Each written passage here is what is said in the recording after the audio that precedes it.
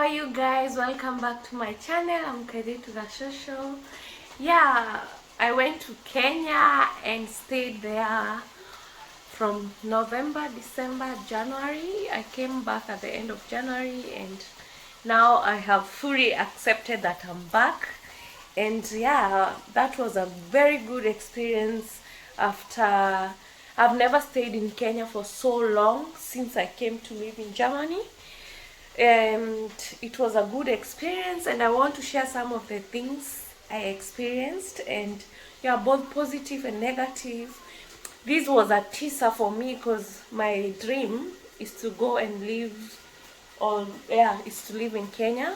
So it was a good teaser for me to know how will it be, so that I can start planning, or we can start planning ourselves slowly.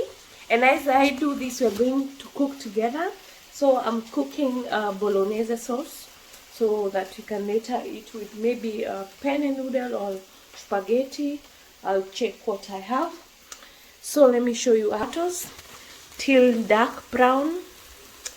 Till dark, you cook them until they are cooked. Yeah. Now it's time to put carrots and paprika, so they can also as well cook. So I'm just going to stir this up. But this one, you don't have to wait for them to cook. You can go ahead and add your minced meat. So this is 800 gram minced meat. I'm cooking a lot because I don't want to cook the next 2 or 3 days. I think 2 days or 3 days. I'm going to leave it to cook. Yeah, I'll just be checking from time to time. Yeah, I'll just cook with a medium heat, and when it's cooked, I'll just reduce the heat to raw heat and let it cook for like 1 hour before. So guys, I'm done taking my shower. I feel good. So let's check the food and reduce the heat. It's cooking. It's cooking. So it's cooking very well. I'm going to add my spices, which contains of kitunguu saumu and pili pili. That's garlic and pepper. And I'm just going to use a chili knorr for my spicing, nothing else. So I have added water until the level of my minced meat, and I'm going to leave it to cook for over 1 hour on a low heat, number 3, and then yeah, without any distraction. So now let me sit down. I give you the tea.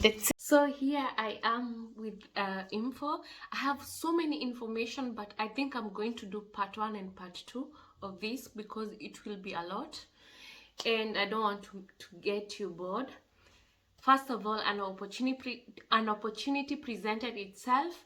We had planned to go for December holiday from end of November to till mid November, December, for 3 weeks, but an opportunity presented itself for me, and I was able to go to stay in Kenya more than 2 months.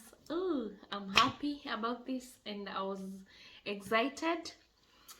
And yeah, for me, I had, every person is different. For me, important is I have some important points I want to talk about. The first thing, I wanted to compare the living standard.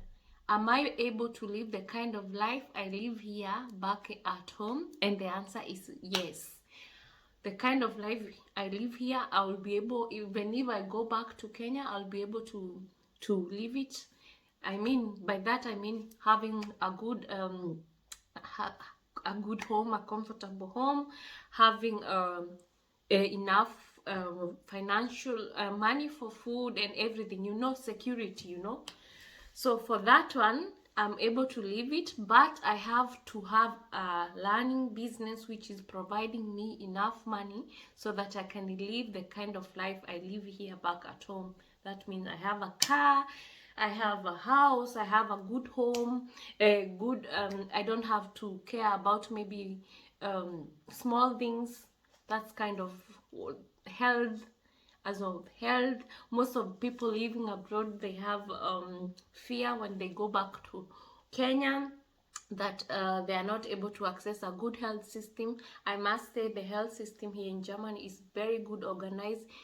Even if you are working or not, you access a good health system. But in Kenya, you have to have maybe insurance company, so that maybe you can be able to access a good health care.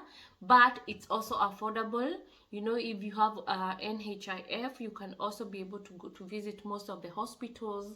And also for people who don't have NHIF, I must say I was sick so many times the time I was in Kenya, and I was able to visit different kind of hospitals, dispensaries, and yeah, I must say they are doing a good work. It's not like 50 years ago, like 20, sorry, 10 or 20 years ago. Things are improving. There are so many health centers, dispensaries. That means even if you are living in Ushago, like I did in the village, you are able to also to access a good health care, as long as you have maybe money. But I must say it's not a lot of money, but this depend with what the kind of sickness you have.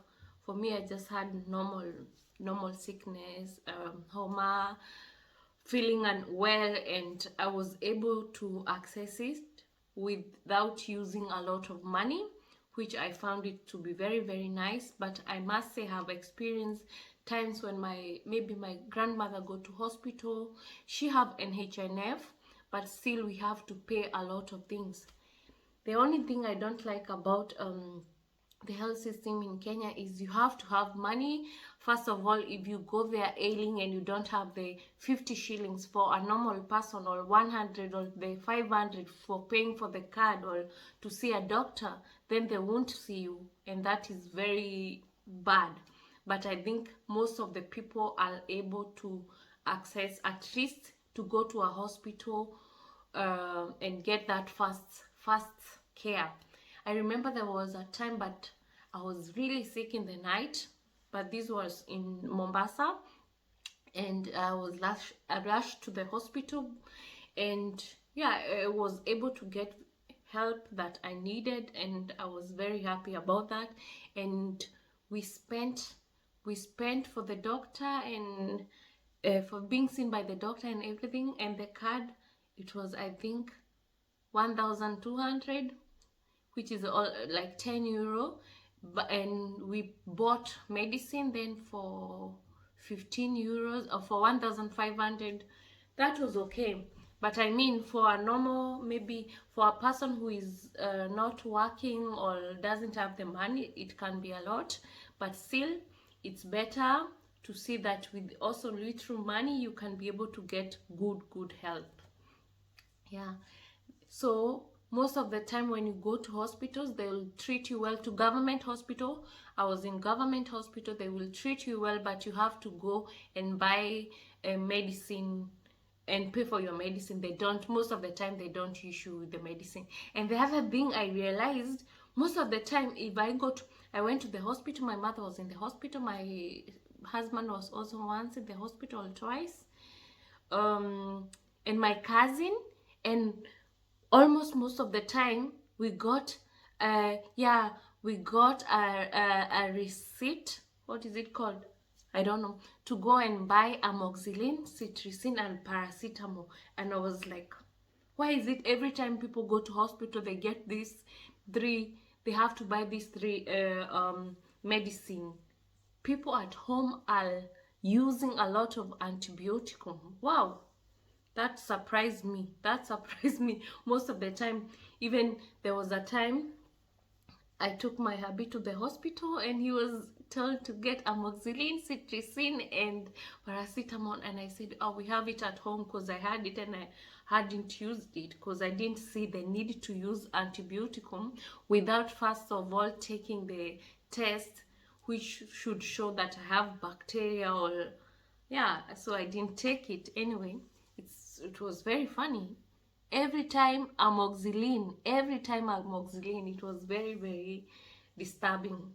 But anyway, the main thing is you're happy with amoxicillin. I think it's kill all the bacteria, and yeah, then you're healed. Anyway, the other thing I'm going to talk about is the transport. Transport in Kenya, it depends with what you're using. It's cheap and expensive.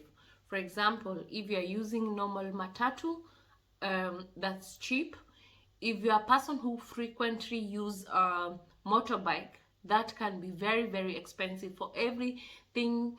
If you want to, I forgot to buy this motorbike, 100 go back to 100. Every time you're spending like 10 euro on motorbike. But this thing I realized last time, like 1 year ago or 2 years ago, we realized motorbike is very expensive, and that's why this time I really used motorbike. Yeah, I drove in Kenya, which was a good experience. Yeah, most people have a fear, but I tell you, exercise and trusting and believing in yourself, being very observant, you can drive in Kenya. I drove in Kenya, and it was, for me, it was very comfortable, because I didn't want to use the matatus, because I was like, if I live here, I want to be using my car. And if I'm going to stay here for more than 2 months, I don't imagine everywhere I go I have to use matatu, because matatus, they can waste your time. For me, they waste time, because you have always to wait, and then they off-road. No, for me, I said this time no matatus, and it was a very good experience. Of course, the prices of diesel and fuel have gone very high, we know, everywhere in the world, so you have to be very keen on how you're using your car or where you're going. Guys, I'm taking you on a trip. The last thing I'm going to talk about today is about food. I'm very passionate about food. I love eating. I love good food, healthy food. I love food. Yeah. So the last 3-5 years, the prices of food in Kenya have gone up, but still is manageable depending on where you're staying. If you're staying in the city where you have to buy everything, that's very expensive. We have a big family, it's very expensive. If you're in the village, people in the village eat a lot. That's something I realized. They eat a lot, and that means you also have to spend a lot of money on that. But you can save on things like vegetables, and fruits are cheap. You can, if you have a shamba or a plot, you can plant them and be using from there, and that can make your food budget to go low. And the other thing is, also, when you're going shopping, buy bulk shopping, go to wholesale and buy a lot of food stuff, so that you have them enough at your home. And also, if you're going to buy vegetables and greens in the market, go on a soko day, so that you can save. You don't have to go to kibandaski or kiosk every day to buy onions, or that. You have to have a budget. And also, I realized people misuse things, like sugar. Why do you have to drink 5 spoons of sugar on tea? No. In my house, I was like, you can drink sugar. Me, I don't take sugar. You can take sugar, but don't exaggerate. Use normal sugar. Yeah, but people exaggerate. People are exaggerating. I don't know because so anyway, what I can say, and I love Kenyan food. I love the fresh food from the farm. I love bananas, guashes, and all these kind of things. Is it called indigenous food? It's very affordable and tasty and healthier as all those things people are eating. The other thing I realized, people are eating like they don't love those things, potato. So guys, the other thing is about eating out. eating out is affordable depending on where you're going to eat. If you're going on a nyama choma joint, of course you have to spend money. If you're going on a big hotels, you have to spend money. So it depends with the kind of lifestyle or the kind of food you want to eat.